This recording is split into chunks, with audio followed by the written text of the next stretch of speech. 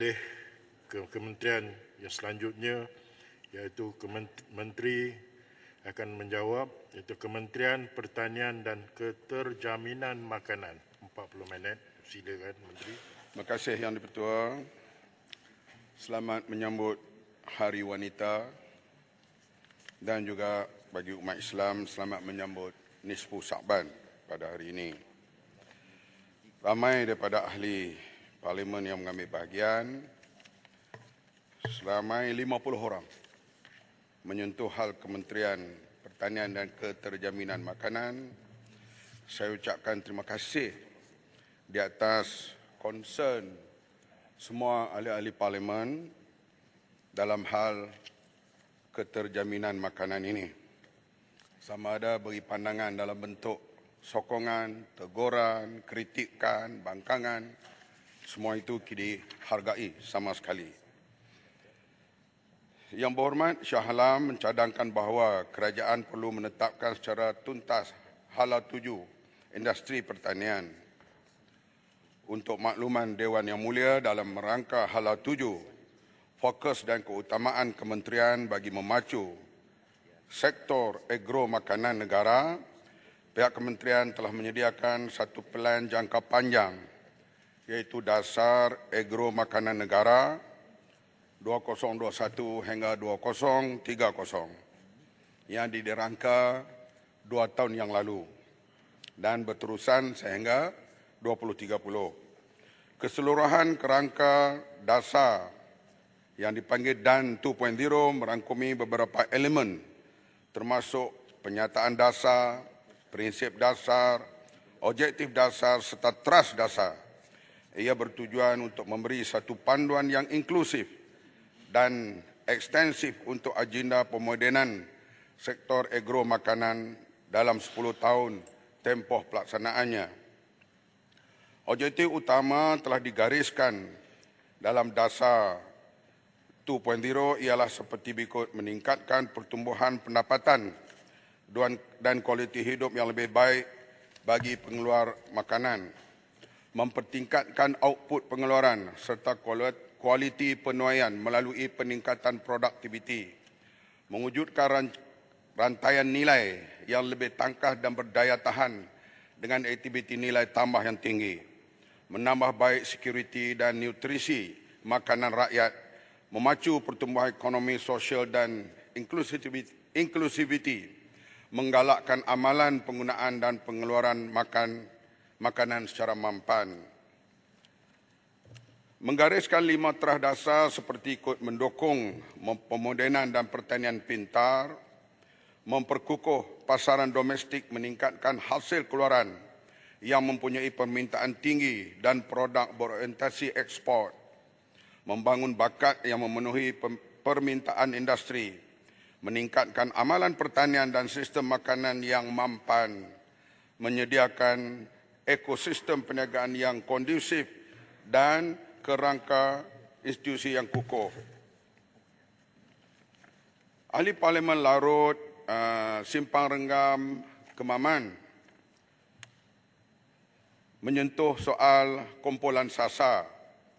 Yang berhormat Larut, Yang berhormat Simpang Renggam dan Yang berhormat Kemaman mencadangkan bahawa kerajaan perlu memberi keutamaan untuk menggalakkan pelaburan swasta dalam sektor agro makanan dan pertanian.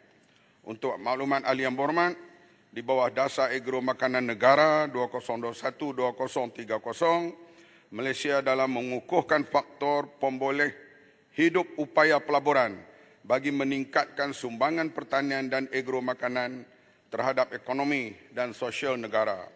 Salah satu usaha ini dilaksanakan oleh kementerian bagi meningkatkan pelaburan dalam sektor pertanian dan agro makanan ialah dengan memberikan insentif cukai bagi menggalakkan penyertaan mereka dalam pengeluaran bahan makanan dalam subsektor tanaman, ternakan dan perikanan. Ini ada insentif cukai kepada mereka yang nak terlibat kecil dan besar-besaran dalam hal pemakanan ini. Insentif cukai di bawah KPKM adalah insentif fiskal yang ditawarkan melalui pengecualian cukai pendapatan dan potongan berdasarkan perbelanjaan modal yang layak di bawah galakkan bagi projek pengeluaran bahan makanan yang diluluskan di bawah Akta Cukai Pendapatan 1967. Boleh jelaskan, Mat? Sabak Bernam, Tanjung Karang. Tanjung Karang. Terima kasih. Dasar agro makanan negara mensasarkan dari 2021 sehingga 2030. Kalau kita fokus kepada daging lembu, dia berada, SSL berada pada tahap 22.2%. Dan 2.0 ini mensasarkan pada tahun 2030 hanya meningkat sehingga 50%. Apakah sebabnya daging lembu ini tidak boleh kita tingkatkan dengan jangka waktu yang pendek? Adakah kerana kegagalan projek 250 juta Shahrizad dulu ataupun terkait rapat dengan tekanan daripada kartel-kartel daging? Terima kasih. Dia memanglah ternakan ini dia memerlukan kesungguhan dan modal yang agak besar. Memang saya sendiri bila melihat melawat beberapa tempat yang menternak lembu, sama ada di Terengganu, di Kedah dan beberapa tempat, saya lihat yang telah mengusahakan tetapi kekurangan modal untuk membesarkan ternakan mereka. Saya lebih suka kumpulan ini dibantu terlebih dahulu. Kerana mereka telah berusaha tetapi tak cukup modal untuk menambahkan pengeluaran mereka. Kita tahu ternakan ini memakan masa yang agak panjang. Orang lebih gemar membuat satu ternakan yang boleh dapat hasil 3 bulan atau 4 bulan. Tapi bagi lembu, kerbau ini mengambil masa yang agak lama. Soal kegagalan feedlot di Negeri Sembilan itu, dia menjadi satu pengajaran. Sebab kadang-kalanya bila diperuntukkan geran kepada suatu program, geran itu disalahgunakan dahulu. Bukan untuk tujuan tentang membesarkan ternakan lembu itu, tapi membesarkan perkara-perkara yang lain. Perlu itu dikaji semula dari masa ke semasa, supaya bila bantuan dan geran diberi, kita harap pihak kementerian dapat memantau supaya ianya dapat berjalan dengan baik dengan tujuan geran itu diberikan. Ini peranan kartel-kartel apa, Mat? Kartel lembu? Soal kartel tak timbul. Kita izinkan import daripada luar itu kerana pengeluaran tempatan hanya mampu menyediakan 20% sahaja untuk daging kambing dan lembu di Malaysia ini. Oleh itu, sebahagian lagi ditampung oleh mereka yang daging daripada luar. Kita sedang berusaha dengan begitu kuat supaya Agrobank misalnya tumpu betul-betul untuk membantu mereka yang nak terlibat, dah terlibat, supaya dibesarkan ternakan mereka itu. Dan kita harap dia dapat menambah bilangan lembu, kerbau, kambing ini dalam masa yang kita rancangkan itu. Tapi ia bergantung juga kepada keadaan suasana yang berlaku.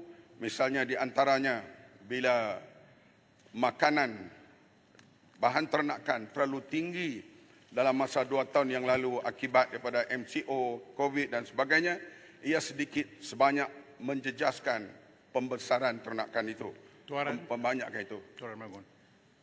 Boleh sikit. Jangan banyak sangat lagi, semua kena jawab betul.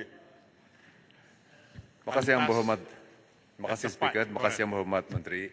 Saya mau tanya satu soalan saja. Adakah Yang Berhormat dalam hal bekalan daging ini, ternakan dan sebagainya, adakah Yang Berhormat menghadapi masalah pada ketika di mana urus tabirnya di Semenanjung ini diurus tabir oleh Jabatan Haiwan ataupun Jabatan Veteriner Semenanjung, sedangkan di Sabah ini oleh Jabatan Hewan Sabah dan Sarawak dia Jabatan Hewan Sarawak yang dia tidak ada kaitan langsung dari segi urus takbirnya, dari segi sistem penyampaiannya. Adakah ini juga menyebabkan ada masalah dari segi menyelesaikan masalah ternakan ini, bekalan ternakan? Terima kasih.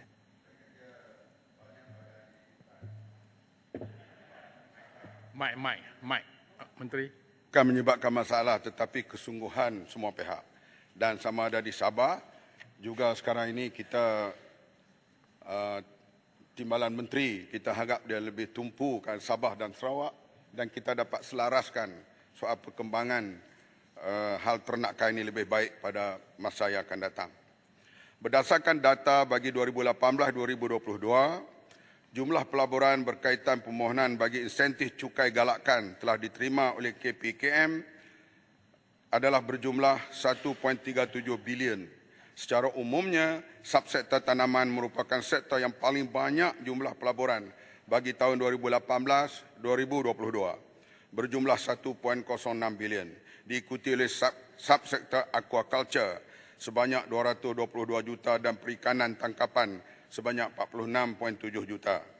Seiring dengan hala 7 dasar DAN 2.0 ini, bagi menjamin sekuriti makanan negara, KPKM mengambil langkah proaktif dengan melihat kepada permodenan dalam pertanian bagi menarik lebih banyak penyertaan syarikat dan pelabur daripada golongan muda. Antara contohnya pemodenan pertanian adalah seperti berikut: teknologi digital IR 4.0, teknologi mekanisasi dan automasi, teknologi penjiditan dan juga pengklonan ternakan. Dan kita lihat pemodenan ini, semalam saya bersama dengan Yang Berhormat juga kita berada di sampai 1 hari di kawasan padi dan kita bergembira segala bentuk teknologi moden sekarang ini dipakai kebanyakan di Selangor, khasnya di kawasan Sekinchan, dan juga penanam padi yang dibuat oleh FGV dan juga orang-orang perseorangan di kawasan itu menghasilkan hasil yang begitu tinggi, antara 6 hingga 10 tan per hektar. Saya sebut berkali-kali, kalau kita capai 6 tan 1 hektar, kita sudah self-sufficient. Kalau 10 tan 1 hektar, Malaysia boleh ekspor beras. Dan keadaan di Sekinchan itu adalah menjadi satu contoh kepada petani-petani lain untuk berusaha ke arah itu. Di bawah inisiatif galakan ini, saya pergi ke tajuk lain, banyak sangat ni. Saya pergi kepada Yang Berhormat Bayan Baru yang bercakap soal tanah terbiar. Yang Berhormat Bayan Baru mencadangkan supaya kerajaan menyewa tanah agensi kerajaan yang terbiar kepada penggiat pertanian dengan kadar yang minimum. Untuk maklumat Dewan Yang Mulia ini, KPKM sangat mengalu-alukan cadangan untuk memajukan tanah yang terbiar atau belum dibangunkan bagi tujuan pertanian. Seperti yang sedia maklum, urusan tanah untuk pertanian adalah di bawah kuasa pihak berkuasa negeri, selaras dengan Seksyen 40 Kanun Tanah Negara. Oleh itu, saya mengharapkan hal pertanian, hal keterjaminan makanan, saya ulang lagi sekali dalam jawapan titah diraja dulu, kerajaan negeri dan kerajaan persekutuan adalah bekerjasama. Karena ini ada masalah penting. Begitu juga bila saya ke Terengganu baru-baru ini, bila kita lihat penangkapan ikan dan pelabuhan yang cetek telah luluskan bantuan untuk perbaiki pelabuhan Cendring itu supaya dapat diaktifkan kembali pelabuhan itu pada masa yang akan datang. Artinya segala projek untuk makanan, keterjaminan makanan, kita tidak mengira ianya berada di negeri mana dan siapa yang memerintah. KPKM melalui Jabatan Pertanian telah merekodkan seluas 103,563 hektar tanah terbiar seluruh semenanjung Malaysia.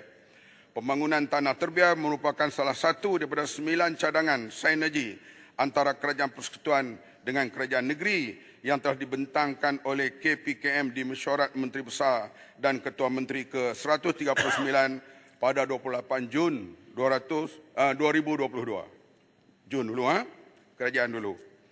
Seperti mana yang telah dibangkitkan oleh Yang Berhormat Kuala Kangsar, Yang Berhormat Raub dan Yang Berhormat Miri. Artinya segala cadangan yang koordinat antara kerajaan negeri dan persekutuan, walaupun kerajaan berubah, kita akan terus dengan komitmen itu. Cadangan tersebut juga telah dibentangkan dalam Mesyuarat Menteri Pertanian bersama Exco Pertanian Negeri pada September 22 untuk persetujuan pelaksanaan melalui penubuhan Jawatan Kuasa Pembangunan Tanah Pertanian peringkat daerah dan negeri. Di bawah Ruling Plan 3 Rancangan Malaysia ke-12, kerajaan telah menyediakan peruntukan sebanyak 13 juta kepada KPKM untuk membangunkan tanah-tanah terbiar milik agensi kementerian bagi tempoh 2023. Saya ingatkan sekarang kita sudah bulan 3. Bulan Oktober akan datang belanjawan baru bagi negara. Oleh itu segala bentuk belanjawan yang dibentangkan kita harap dapat direalisasikan, dapat dimanfaatkan secepat mungkin supaya ia dapat memenuhi tujuan dan cita-cita kita untuk keterjaminan makanan Malaysia ini. Bagi sewaan untuk tanah di bawah Suruhanjaya Tanah Persekutuan, kadar sewaan adalah tertakluk kepada penilaian oleh Jabatan Penilaian dan Perkhidmatan Harta. Manakala tanah di bawah kerajaan negeri, kadar sewaan adalah tertakluk kepada kerajaan negeri yang termaktub di bawah Kanun Tanah Negara. Yang berhormat, bayan baru juga menyentuh soal kartel tanah. Sebenarnya kartel tanah ini memanglah selalu biasa orang bercakap, daging kartel, telur kartel, ayam kartel, ikan kartel, kadang cakap-cakap. Tapi tidaklah ianya berlaku sebegitu rupa. Untuk maklumat ahli yang berhormat, ketika ini terdapat 29 orang peserta projek pertanian moden di Keluang yang melibatkan sebanyak YB Menteri. Saya Bukit Bukit Gantang. Lantang. Nak sentuh pasal kartel sikit. Kalau kita lihat laporan daripada kementerian bahawa pengeluaran telur adalah cukup. Rekod 5 tahun yang lepas, average dalam 12 bilion. Kegunaan rakyat Malaysia 11.6 bilion. Masih ada lebihan. Kalau bukanlah disebabkan kartel, apakah sebabnya supply telur tidak cukup dalam pasaran? Begitu juga dengan ayam.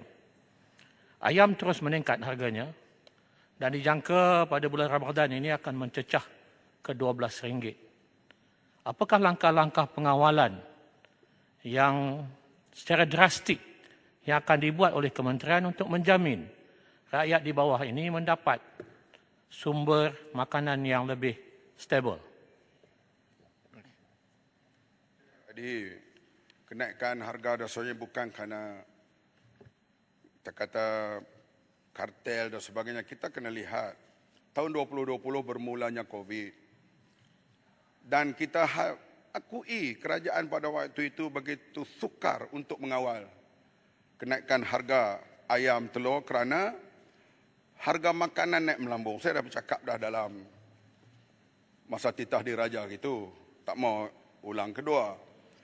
Sampai naik 300% harga jagung dan juga soya. Maka kerajaan pada waktu itu memberi subsidi untuk menahan harga supaya jangan naik terlalu melambung. Walaupun dibuat oleh kerajaan sebelum itu, kita yang menyambung sekarang ini, kita menyokong. Karena kalau tak buat begitu, tak beri subsidi 1.8 bilion, entah berapa harga ayam dan harga telur berlaku sebegitu rupa. Sekarang ia beransur pulih. Tambahan sikit, Hormat Menteri. Sebab tadi tanya tu, masa naik harga tu, masa kerajaan pemerintahan tuan. Tapi saya tak marah. Saya setuju. Sepanjang tahun lepas, average harga ayam hidup di ladang RM6. Tetapi pada hari ini, harga hidup ayam di ladang RM7.10 dan dijangka akan mencapai RM8 harga hidup ayam di ladang. Minta penjelasan. Kita akan mencari terus. Di antaranya ialah harga makanannya itu. Belum dapat diturunkan lagi. Harga anak ayam yang kita tahu semua masih bergantung pada luar. Semua ini kita cuba atasi dari masa ke semasa. Jadi kalau keadaan kita kata berlaku seperti kita rancangkan, insya-Allah harganya boleh stabil. Tapi kita tidak tahu apakah berlaku macam sekarang. Tiba-tiba berlaku banjir besar di Johor. Tentu kita akan hadapi pula masalah kekurangan sayur yang segera. Tapi kita akan cari jalan bagaimana nak mengatasi perkara itu. Jadi dia tak boleh kata hal ini kita selesaikan cara ini. Dia bergantung kepada masa ke semasa. Sebab itu saya kata tadi ni, bila kita telur tak ada pada waktu itu dan sebagainya, ayam dan sebagainya, terlalu mahal, maka kerajaan beri subsidi. Subsidi ini diteruskan lagi sehingga bulan 6 akan datang, akan dikaji semula berdasarkan nak stabilkan harga ini. Ini yang perlu kita sebut di sini. Di samping itu, untuk maklumat yang berhormat, ketika ini 29 orang peserta di projek pertanian moden di Keluang yang melibatkan sebanyak 6,043 ekar daripada 7,664 ekar keseluruhan tanah yang boleh diusahakan. Ini menunjukkan bahawa seluas 78.85% sedang diusahakan dan hanya 21.15% yang masih kosong. Artinya pertanian moden di Keluang memang kita nampak mendatangkan hasil. Di samping itu, KPKM ingin menegaskan bahawa tidak timbul sebarang isu kartel di PPM. Sejak Disember 2021, Kementerian telah menguatkuasakan garis panduan permohonan peserta di PPM di mana pemilihan pengusaha dilaksanakan secara terperinci, telus dan terbuka selari dengan tata cara pengurusan tanah di bawah Jabatan Ketua Pengarah Tanah dan Galian. Peserta PPM dikendaki menandatangani perjanjian pajakan atau perjanjian sewaan bersekali dengan perjanjian pelaksanaan projek berdasarkan syarat-syarat yang diluluskan oleh kementerian. Ini yang disebutkan tadi, usaha-usaha melahirkan para petani moden. Kemudian kebergantungan kepada import. Ini yang soalan daripada Yang Berhormat Paya Besar Keluang bangun. Simpang Keluang. Ya, berkenaan Buat saya, projek kan? pertanian moden. Buat saya. Okey, terima kasih. Terima kasih jawapan yang diberi oleh Menteri tadi. Berkenaan projek pertanian moden, kita faham bahawa satu, ada keluasan tanah yang kosong lagi. Kedua, yang sudah diberi pajakan kepada pengusaha-pengusaha itu pun sebenarnya masih mempunyai tanah kosong, iaitu belum diusahakan lagi oleh yang mereka yang sudah dapat pajakan. Itu salah satu isu yang perlu diselesaikan. Dan yang paling penting sekali, saya ingin minta kerajaan supaya meneliti semula, kerana ramai mereka sebenarnya dapat pajakan ini dulu, lama-lama, mungkin bermula pada tahun 2005, dan setakat ni teknologi yang kita pakai untuk pertanian ni semakin canggih dan kita perlu meneliti semula apa spek-spek teknologi yang mereka pakai sekarang. Dan yang paling penting sekali, saya menyeru supaya kita membangunkan Bandar Keluang sebagai satu hub teknologi pertanian supaya kita, walaupun projek pertanian moden ni terletak di kawasan Aitam, tetapi sebelah dengan kawasan saya, dan lebih sesuai kita tubuhkan satu hub pertanian moden. Maksud saya untuk teknologi, untuk wujudkan hub teknologi untuk pertanian di Malaysia. Terima kasih. Silakan Menteri. Jangan sangat. Saya ingat Yang Berhormat Keluang kena membantu kita juga pergi jumpa petani-petani itu, syarah kepada mereka supaya meningkatkan lagi produk. Dan kita memang melihat sekarang ini perkembangan dalam bidang pertanian ini menggunakan IoT dan IA sekarang meningkat dengan begitu hebat sekarang ini. Dan ramai anak-anak muda, para graduan sekarang ini turun untuk bersama dalam pertanian ini. Dan pandangan daripada Keluang menjadi hub. Di situ kita akan cuba berbincang dengan pegawai-pegawai dan kaya-kayanya sesuai, apa salahnya untuk kemajuan Keluang. Yang Berhormat Paya Besar, Simpang Renggam dan Mas Gading bercakap soal kebergantungan kepada import. Untuk maklumat Yang Berhormat, secara umumnya keperluan bekalan makanan domestik boleh dipenuhi sama ada melalui pengeluaran tempatan atau sumber import. Pada 2021, jumlah import sektor agro makanan adalah 63.59 bilion. Makalah 2022 telah mencecah 75.54 bilion. Tahun lepas, dengan peningkatan sebanyak 18.8% berbanding tahun 2021. Untuk makluman, tidak dapat dinafikan bahawa negara perlu mengimport beberapa komoditi makanan yang tidak dapat dihasilkan secara domestik. Antaranya dan ianya tidak ekonomik, faktor kesesuaian iklim serta kekangan sumber. Macamlah banyaklah kita nak contoh, ubi, kentang, bawang, carrot setengahnya tu. Yang paling banyak misalnya kalau raya Cina limau mandarin. Limau mandarin tanam di Cameron Highlands boleh, tapi dia tak berapa sama kualiti sama daripada Taiwan atau China. Artinya masih lagi perlu kepada import. Air hitam? Ada jawapan untuk saya? Ya. Ada tak dimasukkan atau kemudian jawapan untuk yang saya bangkitkan? Kemudian. Okey.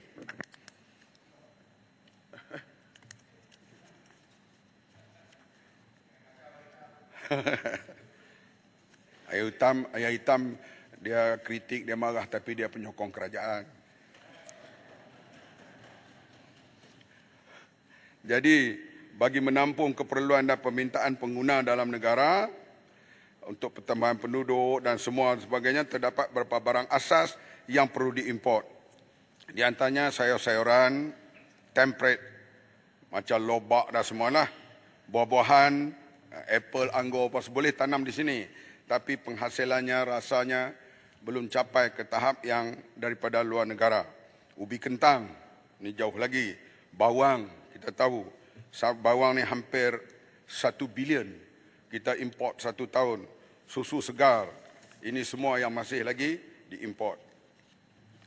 Yang Berhormat Payah Besar juga bertanya Yang Berhormat tentang Menteri, teknologi penyimpanan makanan. bercakap tentang import. Saya ada bertanya tentang import juga hari itu berkaitan dengan import telur dari India. Ramai di luar sana bertanya berapa company yang dapat, nama company tersebut, adakah terdapat peruntukan kerajaan dalam konteks pengimportan telur tersebut dan juga sama ada ianya dilaksanakan secara tender terbuka. Kalau boleh sebelum ke topik lain. Terima kasih Yang Berhormat Menteri.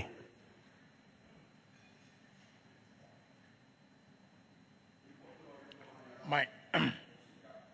Sementara pada waktu itu dan ianya dibuat melalui fast track. Fast track artinya sudah dibuat oleh pihak DVS melihat keadaan tempat itu, adakah ada flu atau tidak, sekarang boleh mereka hubungi dan sebagainya, didapati ianya selamat dan telur tempat itu juga, syarikat itu juga membekalkan itu tempat itu kepada sukan di World Cup di Qatar. Maka dipercepatkan datang hanya sekali sahaja. Yang Berhormat, saya just penjelasan sedikit lagi tentang peruntukan kerajaan. Dan ayat Tak ada. terdapat peruntukan kerajaan digunakan dalam import tersebut dan sama ada pemilihan syarikat itu dibuat Tak ada secara langsung tender peruntukan terbuka. kerajaan. Tak ada langsung peruntukan kerajaan. Dan dibuat secara tender terbuka. Dia tidak, dia kena beri susu satu sebab kita buat ini dalam keadaan nak menampung sementara. Maka dibuat kepada special case. Dan lepas ini, kalau keadaan, kalau perusahaan telur ni pulih, kita akan kurangkan import ataupun stop import. Kalau keadaan meruncing, misalnya berlaku banjir dan kita kehilangan sumber, kemungkinan kita boleh import syarikat-syarikat yang bersedia. Misalnya daripada Thailand ada, daripada Turki ada, dari yang banyak daripada lain negara ada. Tapi kita tidak membuka import itu kerana kita nak memulihkan. Sebab Malaysia 5-6 tahun dulu kita ekspor telur. Artinya dia meruncing dalam masa 2 tahun COVID itu dan kita beri IP import itu untuk masa yang jangka yang pendek. Kalau dia syarat-syarat tak diikuti di bawah DVS dan sebagainya, boleh dihentikan bila-bila masa.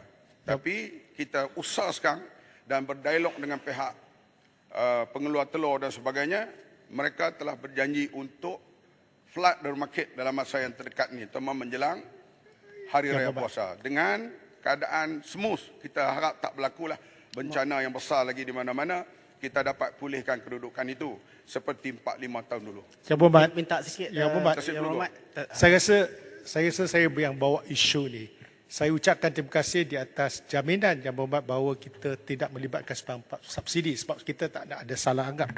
Kedua, saya tegur ni sebab saya sayangkan Yang Berhormat. Kalau yang betul saya sokong, mana-mana yang kurang yang saya dapati macam Yang Berhormat jawab tadi, satu perkara yang sentiasa ditanya ialah keterjaminan telur yang dibawa masuk.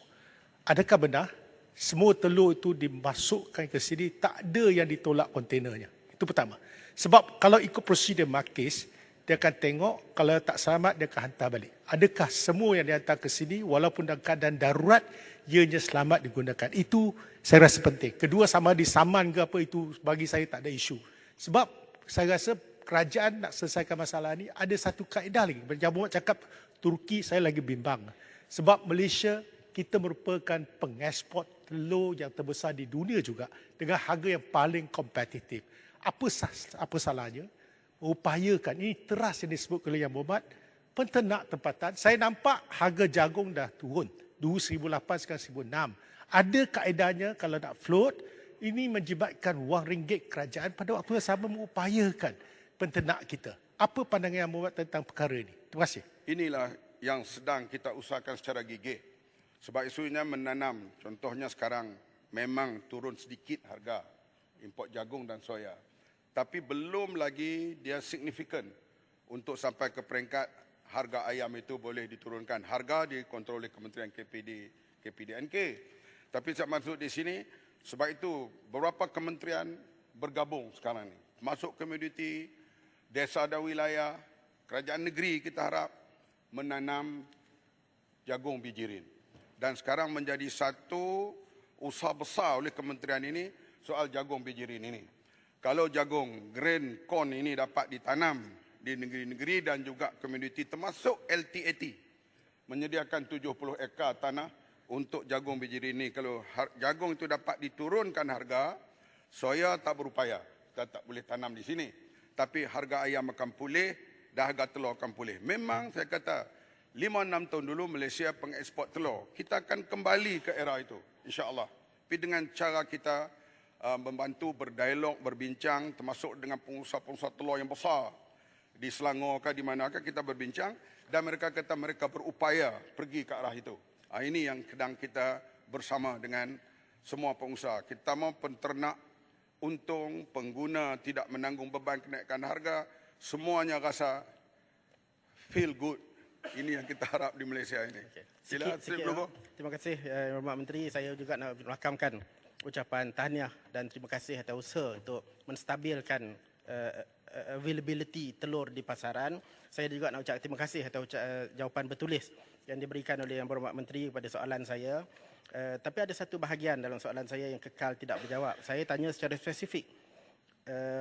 Syarikat manakah yang mendapat AP import telur, bagaimana mereka dipilih dan berapa lama AP ini berkuat kuasa, sama macam yang Putrajaya timbulkan. Dan soalan saya pada hari ini ialah adakah usaha kerajaan untuk melindungi dan tak mau nak menyebut nama syarikat ini disebabkan oleh kerajaan mengamalkan rundingan terus bertentangan dengan apa yang Berhormat Tambun bagi gambaran di luar sana. Syarikat ni JNE, syarikat JNE pergi cek tengok siapa director dia, siapa pengurusinya cek. Bagi saya tidak sembunyi apa-apa. I will reveal everything. Ini Bang Mat lah. Semua jadi kerjaan ini. Terima kasih. Kalau duduk belah sana memang seronok. Tapi dah duduk belah sini tak mau lah pergi belah sana. Yang Berhormat payah besar mencadangkan supaya pihak kerajaan menggunakan teknologi menyimpan makanan yang mampu meningkatkan tahap security makanan negara. Untuk maklumat Yang Berhormat, KPKM melalui Lembaga Pemasaran Pertanian, FAMA, menggunakan kaedah trading stock di mana bekalan sayur dan buah-buahan dapat disimpan dan diedar mengikut keperluan semasa pasaran. Daerah FAMA yang cergah ni di antaranya di Kota Baru, Kelantan. Dan mereka dapat menjalankan setakat ini, saya tidaklah kata memuaskan, tapi bolehlah mereka dapat mainkan peranan di sana. Untuk maklumat Yang Berhormat, FAMA ketika ini mempunyai 159 bilik sejuk dengan kapasiti penyimpanan 1,208 metrik tan pada satu-satu masa, di mana terdapat 44 bilik sejuk dilengkapi dengan keupayaan dui fungsi sama ada sejuk beku atau chiller. Dui fungsi ini membolehkan pelbagai jenis sayur dan buah dapat disimpan mengikut spesifikasi dan diedarkan. Penyimpanan melalui kaedah ini dapat mengekalkan kesegaran sayur dan buah semasa di pasaran. dipasarkan. Strategi ini adalah bagi memastikan lebih bekalan yang dibuat di luar musim bencana dapat disimpan dan dapat digunakan ketika musim bencana. Sementara itu, Lembaga Kemajuan Ikan Malaysia LKIM juga mempunyai lebih 120 bilik sejuk di seluruh Malaysia dengan kapasiti sebanyak 1,788 metrik tan yang bersedia untuk dijadikan sebagai sektor penyimpan bagi bekalan ikan bagi memastikan kesediaan stok makanan negara. Selain itu, LKIM telah membina 2 buah kilang iaitu di Kuala Kedah, Besut, Terengganu dan menggunakan teknologi sejuk beku individual quick freezing bagi memproses ikan untuk tujuan penyimpanan ikan segar beku di bilik sejuk. IKF adalah teknologi pembukuan ikan secara individu yang mampu menjamin kesedaran ikan beku seperti ikan segar di pasaran dan sama sekali tidak merosakkan kualiti. InsyaAllah, tempat penyimpanan kita agak banyak yang dilakukan sebab Kementerian Pertanian ini bukan kementerian baru. Dah 100 tahun lebih pada zaman British dulu. Dia berkembang sampailah ke peringkat sekarang ini. Melalui teknologi IKF ini, ikan segar beku dapat disimpan lebih lama di bilik sejuk dan langsung dapat meningkatkan tahap security.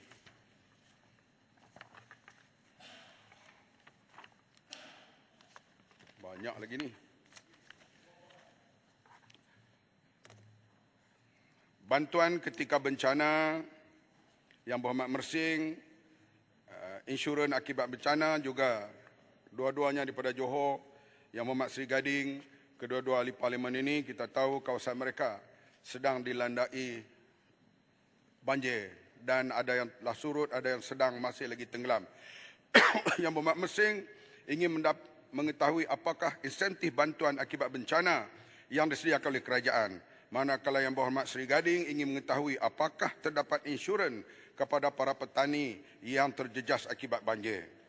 Untuk makluman Dewan Yang Mulia ini, insentif bantuan akibat bencana telah diwujudkan oleh KPKM sebagai bantuan khas kepada petani yang mengalami pengurangan atau kehilangan pengeluaran hasil tanaman akibat kesan bencana. InsyaAllah saya akan dapat maklumat dan barangkali taklimat penuh bila saya melawat pada 15 hari bulan nanti dan kita akan dapat angka-angka mutakhir kerosakan terutama sayuran, tanaman, padi dan sebagainya yang berlaku di Johor khasnya. Untuk maklumat Dewan Yang Mulia ini, insentif bantuan akibat bencana telah diwujudkan oleh KPKM sebagai bantuan khas. Tabung bencana tanaman padi, bantuan kepada petani pengusaha dalam kawasan jelapang padi atau luar jelapang. Jenis bantuan adalah berbentuk bantuan keuangan dan input pertanian. Semalam saya ke Sungai Besar, Sabak Bernam, di antaranya ada juga di kawasan itu tanah jerlus, iaitu padi telah masak dan sebagainya, tak boleh, traktor tak boleh masuk dan mesin padi pun tak boleh masuk, tanahnya jerlus. Saya sendiri cuba bawa traktor itu. Tak sampai 5 kaki dapat bergerak. Tayarnya tenggelam. Dan sekarang ini pihak kementerian sedang berusaha dengan berbagai agensi mengkaji bagaimana nak memulihkan keadaan tanah itu dan bantuan-bantuan yang cuba diikhtiarkan sedang dibanci, sedang dikira oleh pihak kementerian ini. Dari? Mersing. Yang Berhormat Menteri. Dari? Mersing. Mersing. Okay. Berhormat, terima kasih respon tadi. Cuma ada satu lagi soalan saya berkaitan dengan allowance sara hidup untuk petani. Ada sini masa tiada raja saya bawa sekali dah dan bahas bajet pun sekali lagi. Adakah pihak kementerian mempertimbangkan allowance bantuan sara hidup kepada petani sebagaimana pada nelayan? Sebab petani ni pun contoh kat Mersing dah 5 bulan 6 bulan hasil kurang sebab hujan. Jadi allowance bulanan kepada petani ni sebagaimana nelayan dapat. Terima kasih. Yang Berhormat itu masuk dalam jiwa saya. Dan kita akan berusaha memohon kepada Perdana Menteri supaya Perdana Menteri berbincang dengan Menteri Keuangan supaya dapat dapat dipertimbangkan Tapi ia bergantung. Yang Berhormat Menteri. Dan ceramah. Jangan, ini bukan bahasa lama ya. Datuk Menteri, ada perkara yang lebih penting kalau daripada itu. perbelanjaannya cukup, wang kerajaan yang ada, dan kita tahu perkembangan ekonomi sekarang ini perlahan, tapi saya kata tahun ini lebih baik daripada tahun lepas. Kita akan lihat supaya apa yang disebut oleh Mersing itu dapat direalisasikan pada masa yang akan datang kepada mereka yang amat memerlukan. Menteri dah 40 habis 40 minit. Nak berapa minit lagi? Saya kalau nak habis banyak sangat dah. Yang tak habis lagi saya jawab secara betul. Berapa minit lagi? Saya tahu Perdana Menteri kita ni dia memang amat mendengar rintihan orang-orang bawah. Sebab itulah dia misalnya nak hapuskan miskin segar tahun ini. Kami dalam kabinet terpinga-pinga. Boleh saya bagi 3 minit lagi ya? Boleh 3 minit. Bolehkah? Tapi bagi dia kita kena usaha. Jadi kalaulah rayuan petani miskin ini, tentulah kita akan cari jalan, pertimbangkan. Ini yang kita harapkan. Saya bukan duduk belah sana tau, saya belah sini.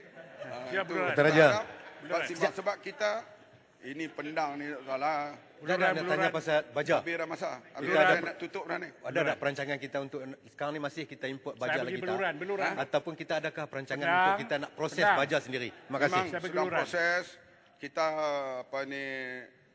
misalnya bukan setakat baja ni biasa, kita juga sedang bergerak ke arah baja organik pada masa akan datang. Kita mulakan dengan sedikit dahulu dan kita akan pergi ke arah baja organik bercampur dengan ni peranan yang akan dimainkan oleh Nafas. InsyaAllah akan bernafas semula. Nafas sekarang ini. Yang Berhormat Menteri, ini harapan kita. ketika Yang Berhormat Menteri sekarang sedang dalam mood untuk memberi kepada petani, saya faham bahawa, saya tahu bahawa Yang Berhormat Menteri kini maklum harga padi tidak pernah dikaji sejak tahun 2014, iaitu 1,201 tan metrik. Jadi dalam keadaan suasana petani berhadapan dengan masalah input yang mahal, adakah Yang Berhormat Menteri bercadang untuk tingkatkan, kita beri bantuan dengan berbagai bentuk. Tahun ini misalnya satu musim diberi bantuan setiap kali RM200, petani boleh dapat tambahan RM600 sekarang. Begitulah juga bantuan yang disebut oleh Bernas, iaitu 30% daripada keuntungannya akan diperuntukkan kepada petani pada masa yang akan datang. Ini usaha-usaha yang kita jalankan. Bukan kita berunding dan Perdana Menteri berunding dengan Bernas supaya sebahagian keuntungan mereka dinikmati oleh para petani. Jadi bukan hanya cash flow dalam bentuk begitu, dan juga bantuan misalnya RM250, Kedah, Kelantan, Pahang, Terengganu, Kelantan, Pahang dah dapat, tetapi yang belum dapat di Kedah, di Perak dan negeri-negeri lain. Ini kita akan usahakan sebelum akan diberi sebelum hari raya ini akan selesai bantuan tambahan RM250 itu. Saya ingat takat ni dulu. Banyaklah aku nak cakap. Yang lain-lain tu saya akan jawab secara bertulis. Sedikit harap beruas tepat jawapan tentang pindaan kepada Akta Perikatan 1985 yang tidak adil terhadap nelayan. Menteri Ekonomi. 30 minit dari sekarang. Terima kasih. Ni Datuk Musi. Saya nak rujuk kepada peraturan Dewan 36/12. Bacakan. Iaitu mana-mana ahli yang mengeluarkan kenyataan yang mengelirukan Dewan adalah disifatkan menghina majlis, dan ahli itu boleh dirujuk kepada jawatan kuasa hak dan kebebasan bagi kesalahan tersebut. Hari ini saya dapat surat daripada Yang Berhormat Datuk Musi, iaitu yang berbunyi berdasarkan kepada maklumat dan keterangan yang diberikan, maka boleh simpulkan wujudnya pertikaian fakta antara kedua-dua belah pihak dalam perkara ini. Sehubungan dengan itu, saya mendapati bahawa Yang Berhormat Pandan tidak mengeluarkan kenyataan yang mengelirukan Dewan di bawah Peraturan Mesyuarat 36/12, Peraturan Majlis Mesyuarat Dewan Rakyat. Baik, Bagan Serai. Sedangkan saya nak teruskan. Saya dapat, saya jawab. Bagan Serai kalau tak puas hati, tolong masuk kat usul. Masuk kat usul, tak boleh bawa di sini. Usul saya dah buat kepada tu. Baik, terima kasih. Masuk kat usul. Kerana benda yang diberikan oleh oleh Pandan ni satu dakwaan yang palsu. Saya dah jawab secara jelas di sini. Dan saya ingat Parikan Serai pun Dan tahu sebab apa tu yang saya saya jawab. ingat saya nak satu Kalau tak bentuk puas pengadilan. hati, masuk kat usul. Saya nak bentuk pengadilan yang jelas di sini. Pasti saya akan berikan. Masuk kat usul. Silakan Menteri Ekonomi. Datuk yang ini betul. Datuk yang ini betul. Datuk yang betul. Saya nak pengadilan lah. 36.6. Tipuan. Kalau Benar Pandan cakap ni tidak bukan dapat ceramah dekat membuktikan Cokero ni. tuduhan dia pada tempoh hari, dia perlu menarik balik ataupun membuat mohon maaf. Sebab Saya dah buat keputusan. ini sangkaan jahat. Penang, saya dah buat keputusan. Sangkaan jahat. Masukkan usul Penang. Parikan Serai tolong masuk usul yang tak puas hati dengan keputusan saya. Itu pertara utara. Terima kasih ya. Terima kasih. Kita terikat dengan peraturan. Saya sebut dalam peraturan juga ni Penang. Peraturan kalau tak puas Keputusan hati, yang dipetua masukkan usul, muktamad. that's all. Kalau tak setuju, Sebab usul. Datuk yang Buat betul. usul. Pandan ni dia ingat ceramah satu halau Saya saja. kata masukkan Dalam parlimen usul. ada peraturan. Kalau sangkaan jahat tak dapat dibuktikan, dia perlu tarik balik. Sebab itu ya. itu saya kata yang buat keputusan ialah saya. Saya buat keputusan, kalau tak puas hati, masukkan usul. Semua dalam ni. Silakan. Penang duduklah, penang. Ekonomi. Penang duduklah, bawa balik tu, bawa balik. Penang duduk. Keputusan speaker adalah muktamad. Penang, duduk penang. Penang duduk. Duduk semua. Duduk penang.